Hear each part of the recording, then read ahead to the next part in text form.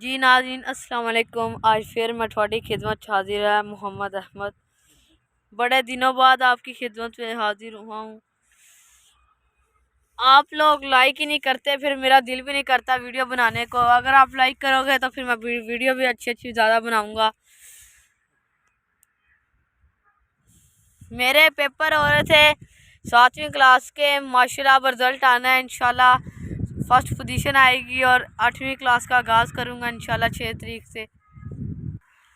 मेरा पेपर ख़त्म हो गए थे। आज पहला दिन था छुट्टी का। पट्टे वढ़ने आए हुए हैं, ये देखें 3 पंडे वढ़ के टोए हैं। अब ये चौथी पंड वढ़ के टोने जा रहे हैं। माशाल्लाह हमारा लहसुन भी बहुत अच्छा हुआ है, ये देखें।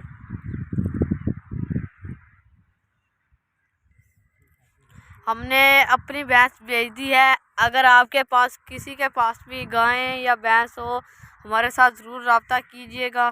हमने अच्छे दूध वाली हमने माशाल्लाह भैंस लेनी है।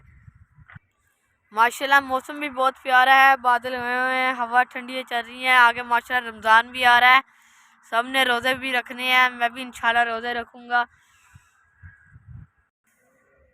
वो भाई ने हमारी लैदा जान को खाई हुई है।